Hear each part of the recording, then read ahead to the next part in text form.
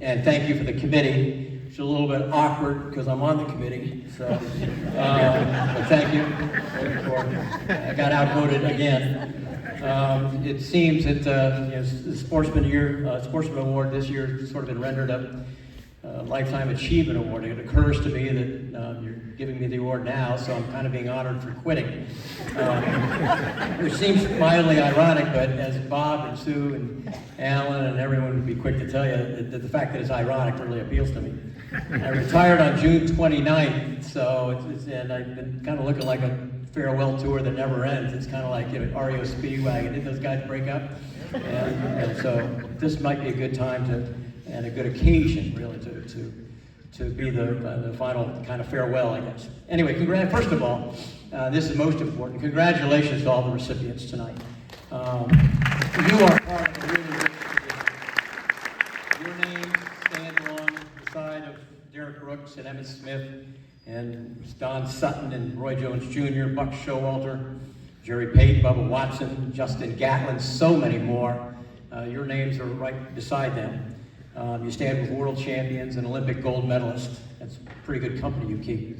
And people who come in the years following this will be keeping, you provide pretty good company for them to keep. You and those who come before you for the last 40 years are the reason I'm here. I've gotten credit for telling other people's stories, and far too much credit at that. I've been a passenger with a window seat on this glorious era of the last 40 years of Pensacola sports. So, for those of you, so many of you here in this room who provided that great era, thank you. I owe you everything. So I've been asked a lot, hey, what are you most proud of in your career? And it's kind of an awkward question because it occurs to me that pride. Yeah, there's things you're proud of, but I think maybe we are proud of a few too many things. I find gratitude to be a far nobler sentiment. It's the function of a more balanced soul. Gratitude did not come naturally to me. I was too quick to listen to accolades really early in my career when I was pretty much a young punk. Sue remembers that, although she won't admit it probably. I remember going home and I said something rather incendiary on the air, so people called to complain and really ripped me. My father was alive then, and went home, we were talking about it, and I said, man, Dad, they thought I was a jerk. And his question was, were they right? And he said, yeah, because if they're right, well, you handle it one way. If they're not right, then you handle it another. It was one of the great lessons in humility. Dad also taught that, if you're good at something, people are going to know it. If you're good and you tell them, all they're going to remember is that you told them. And that was one lesson that did stick kind of early. So anyway, gratitude to me is more important than pride at this point. I'm grateful for Peter Newman, my first news director, who gave me a shot way back in 1981, gave a shot to a guy with no experience.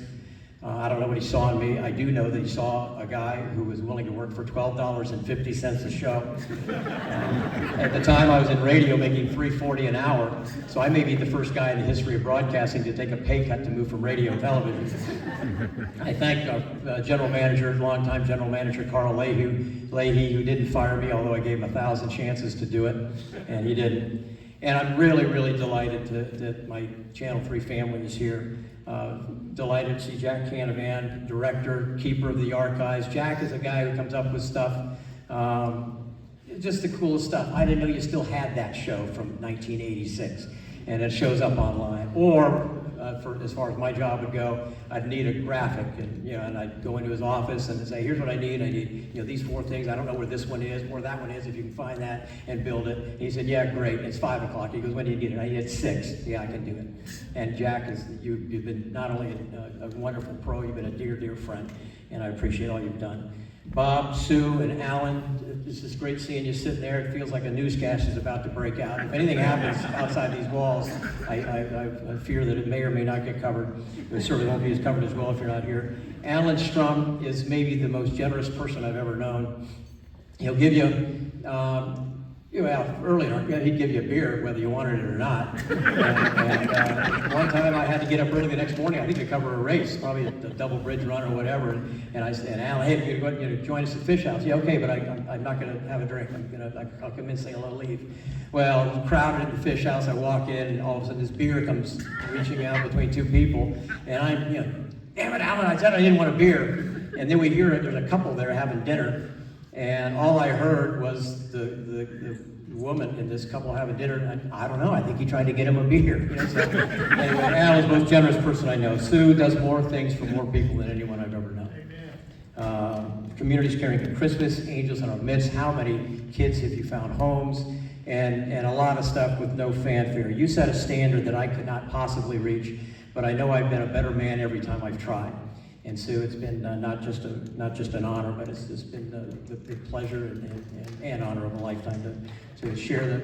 She's much younger than I am, actually. We were both kids. I was 24 and she was 8. But it's been a wonderful, wonderful run. And Bob, the consummate professional journalist. Every time I hear someone talk about journalists being the enemy of the people, I think of how hard Bob works to make sure that this detail is right. And I bristle at it. I have no patience and no use for that kind of talk. He's the consummate professional, and he has served this community, as all of them have, really, really well. They care. We're here a long time, and they care. Why did this group stay together for so long? Well, when you keep this kind of company, why would you break it up? Why would you leave? And so I have really, really enjoyed all of that. The photographer known as Mac is here tonight. It is through, yes, yeah. I saw some of his video in both of those stories we ran. It's through his eyes, or since 1996 that you've seen all these highlights. And he's one of those guys, he'd say, Mac, we got to cover a race tomorrow. What time? 6 a.m. All right, I'll be there. And never fails. Mac, I love you, man. Thank you. And I have to thank, I hate the term weekend guys. You know, who's your weekend guy? You know, because, and I'm delighted that the last 2 weekend guys I worked with are here tonight because you mean the world to me. Steve Nissom for the 21 years. What a wonderful storyteller you are, and a consummate professional. If I wanted to take off on a vacation, he would, you know, I could leave the department in his hands and I knew everything was going to be taken care of.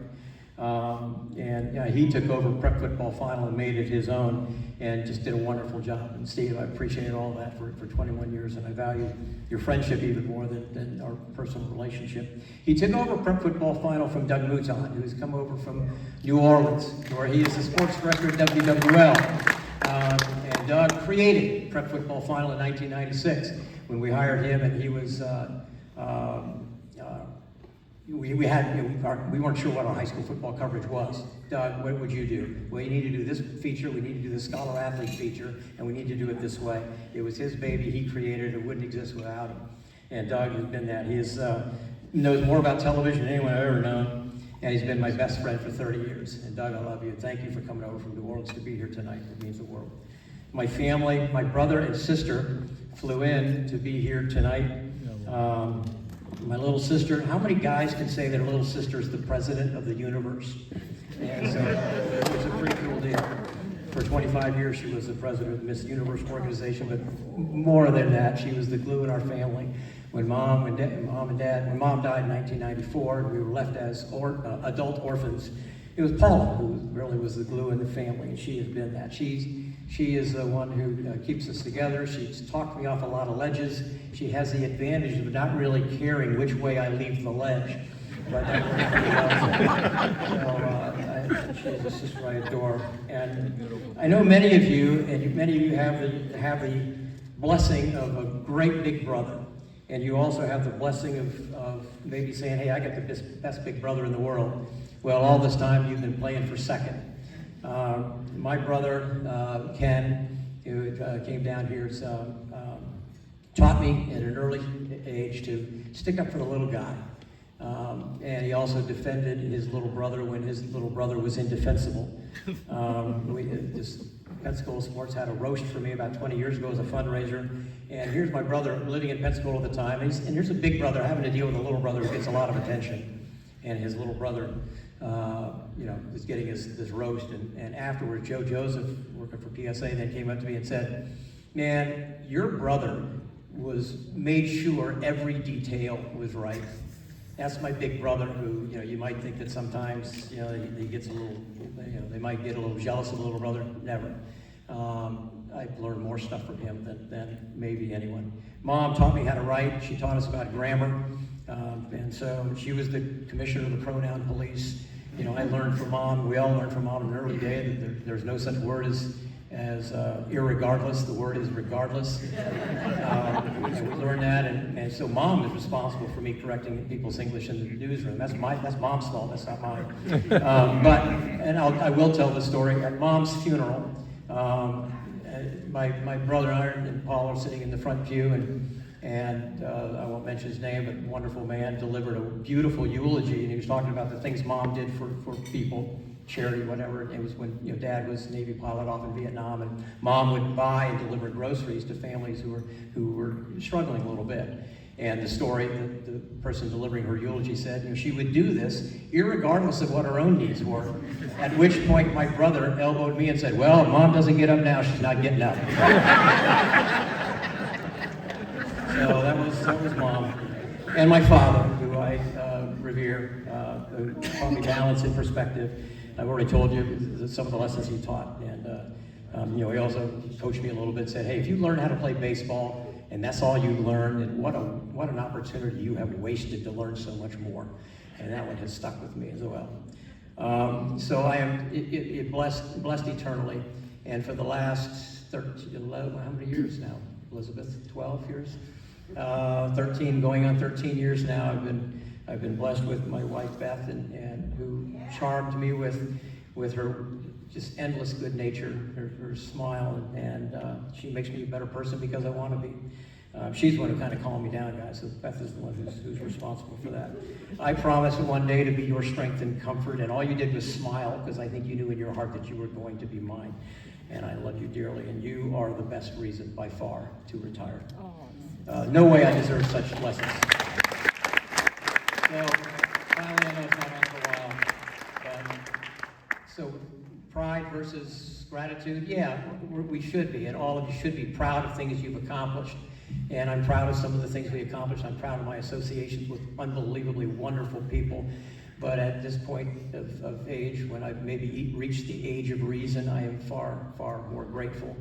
I've thought of one of my favorite poems by the Roman poet Horace. He said, happy the man, and he alone, he who can call today his own, he who secure within can say, tomorrow do thy worst, for I have lived today. Be fair or foul, rain or shine, the pleasures I have found in spite of fate are mine. Not heaven itself upon the past has power. What has been, and I have had my hour. Thank you all for my hour. I would not have had it any other way. Thank you.